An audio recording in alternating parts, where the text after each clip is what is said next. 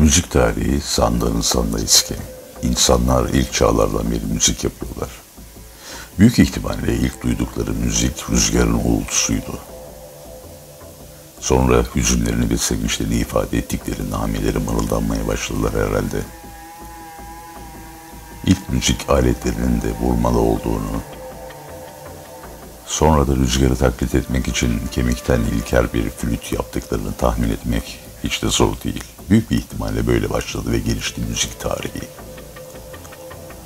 Zaten araştırmalar da benzer şeyleri ortaya çıkarıyor. İlk yazılı müzik milattan önce 1400 yıllarına ait Babil kaynaklı bir çivi yazısında görülmüş. Sonra Yunanlar epeyce emek vermiş bu konuda. Orada da milattan önce 6. yüzyılda görülüyor günümüzün notalarının ataları olacak şekiller.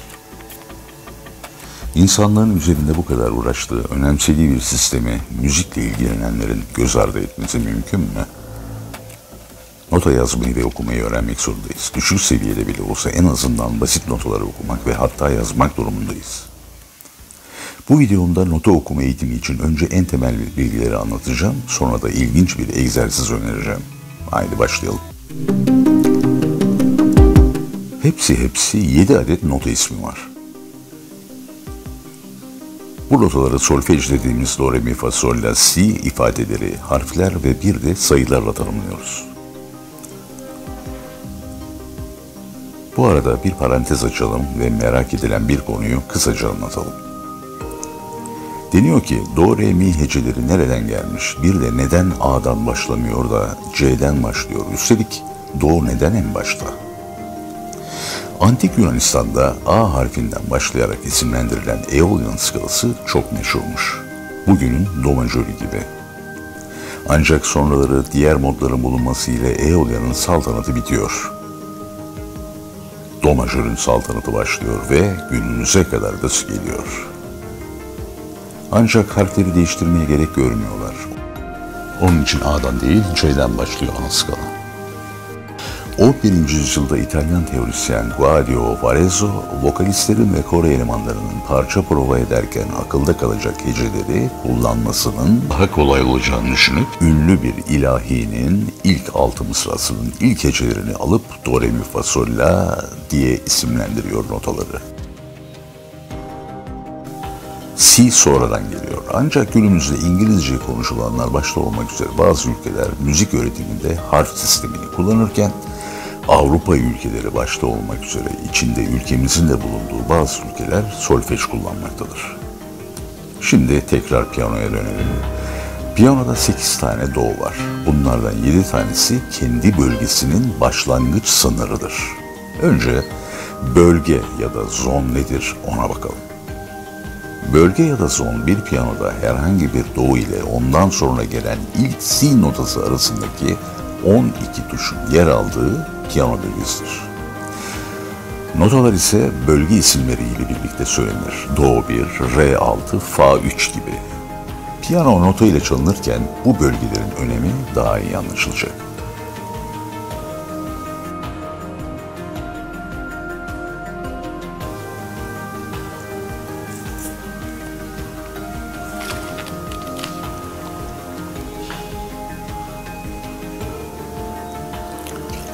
Piyanodaki notalar siyah tuşların yardımıyla bulunur.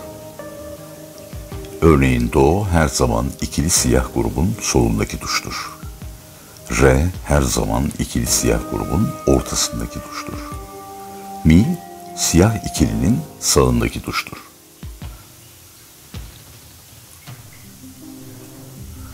Fa üçlü siyah grubun dış solundaki, sol, üçlü siyah grubun iç solundaki, la, üçlü siyah grubun iç sağındaki, si ise üçlü siyah grubun dış sağındaki tuşlardır. Ayrıca mi, fa ve si, do yarım ses olduğundan klavyede kolayca fark edilir.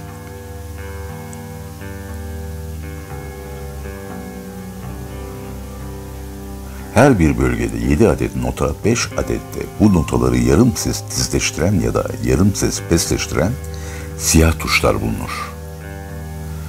Her bir siyah tuş, her iki yanındaki beyaz tuşları etkiler ve isimlerini de onlardan alır.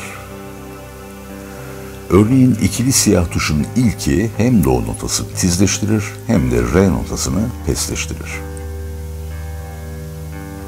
Onun için bu tuşu ya do tizleştiricisi ya da re pesleştiricisi olarak düşünebiliriz.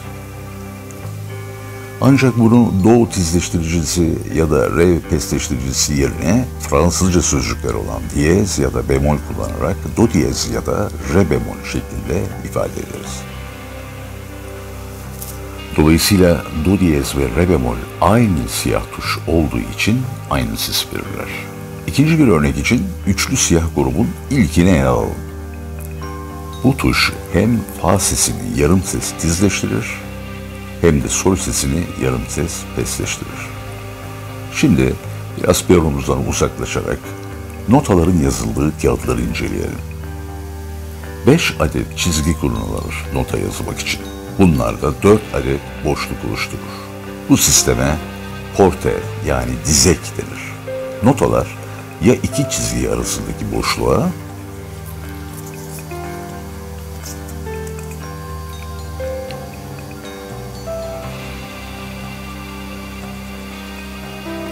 ya da çizgilerin üzerine yerleşirler.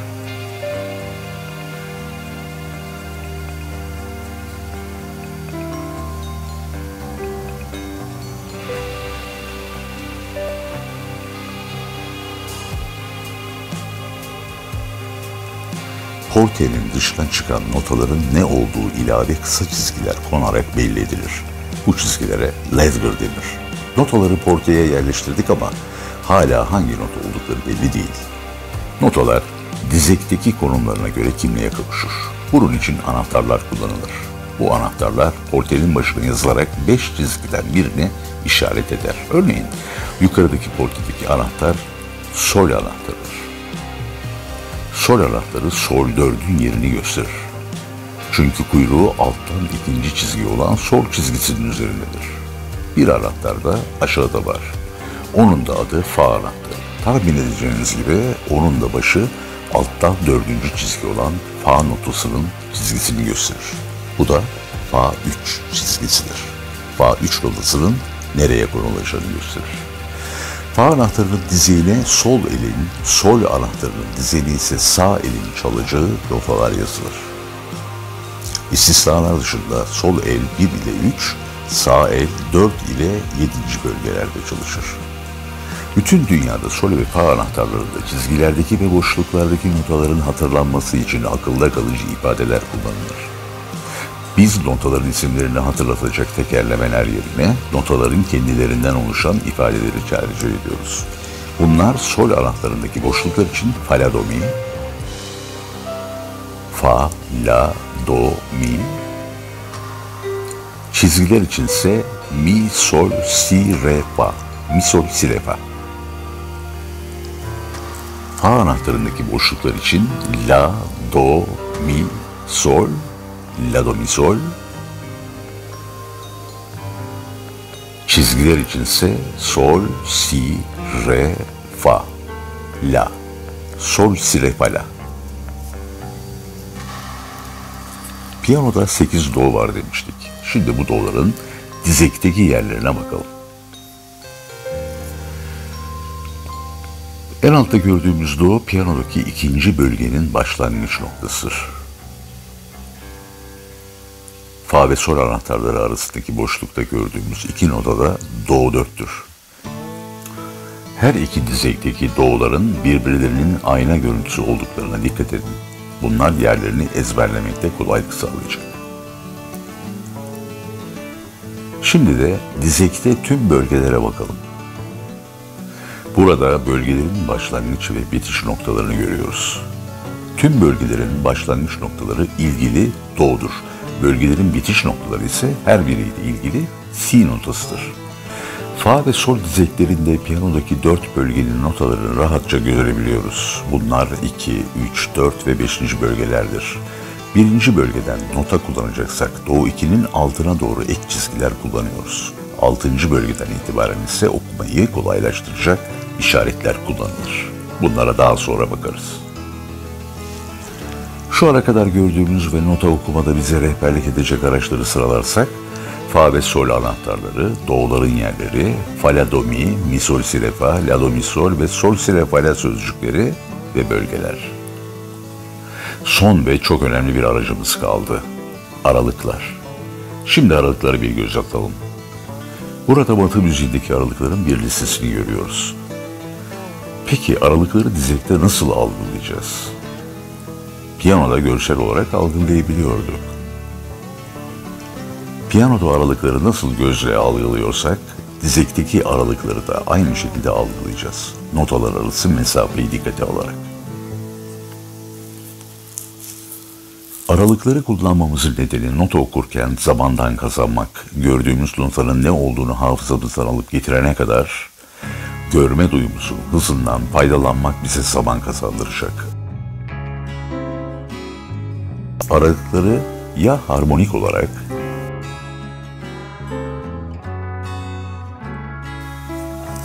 ya da melodik olarak algılayacağız. Aralıklar ya tek sayılı ya da çift sayılı olur. Tek sayılı aralıkların ortak özelliği her ikisi de çizgide ya da her ikisi de boşluktadır. Çift sayı aralıklarda ise iki notadan biri boşlukta, diğeri çizgidedir. Biri çizgide, diğeri boşluktaki en küçük aralık ikili aralıktır. Aralarında hiç boşluk yoktur. Dörtlü aralıklarda iki notanın arasında yarım boşluk vardır.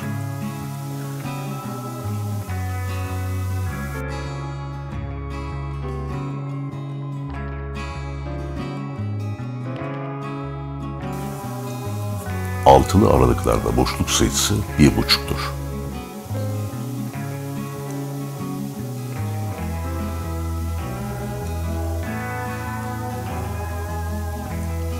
Oktav aralıklarında boşluk sayısı 2,5'tur. Üçlü aralıklarda boşluk yoktur, ancak notalar birbirlerine teğettir.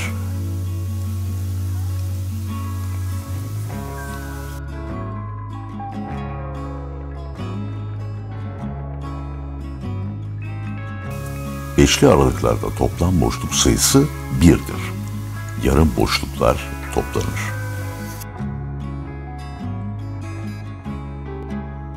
İki adet boşluk algıladığımızda bu yedili aralıktır diyeceğiz.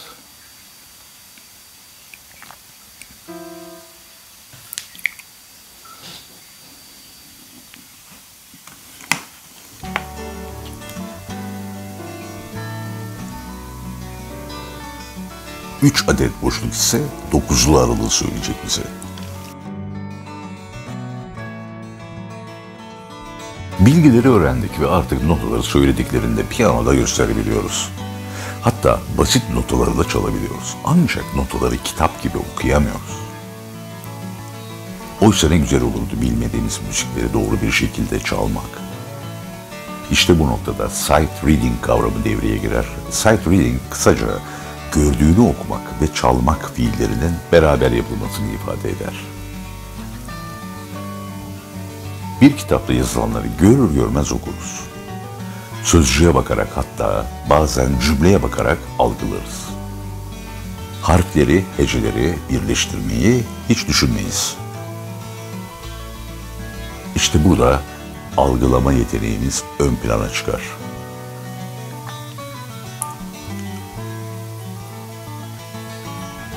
Notalardan her biri bir harf. Nota grupları sözcüklerdir ve nihayet cümleleri oluşturur. Değiştiricilerin yaptığı yarım ses farklı tınıları ile birlikte müzikte sadece 12 harf olduğunu söylememe bilmem gerek var mı? Alfabemizde ise tam 29 harf var. İlkokuldan itibaren farklı yöntemlerle çocuklara öğretilir. Çocuklar bu eğitimden sonra harfleri birleştirerek heceleri birleştirerek sözcükleri birleştirerek cümleleri okur duruma gelirler. Nota okumada benzer bir durum var. Videonun bu bölümüne kısaca hafızamızdan bahsetmek istiyorum.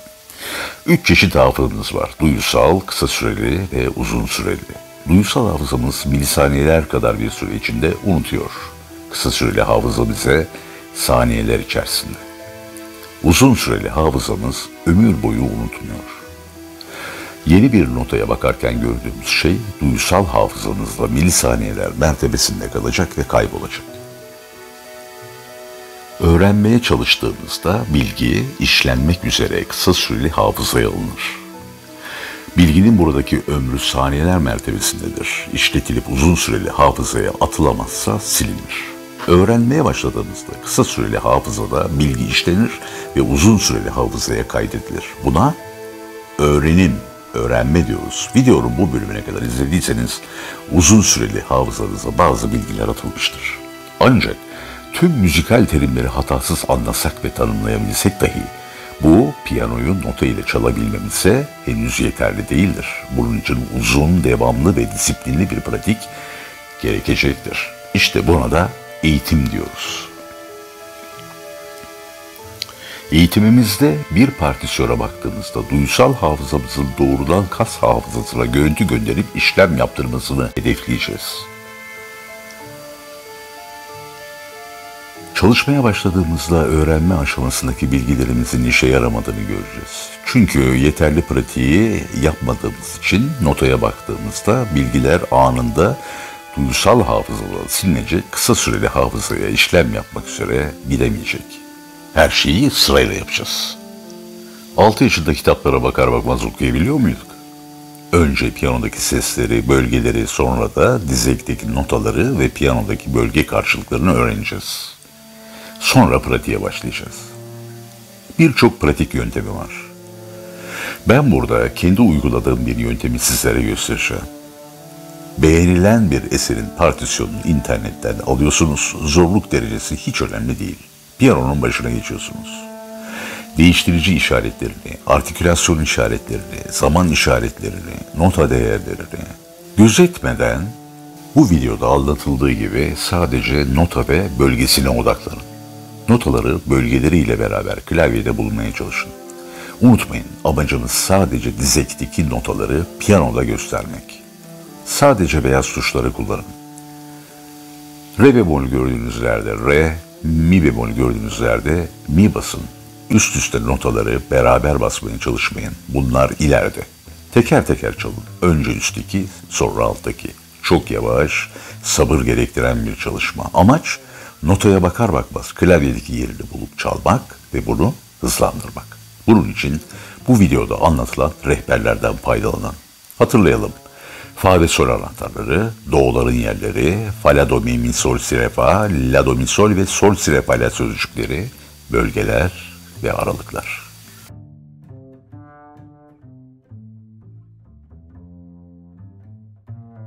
Nota okuma beceriimizi zamanla geliştirerek hiç bilmediğimiz dünyalara özgürce yelken açmamak için bir neden yok.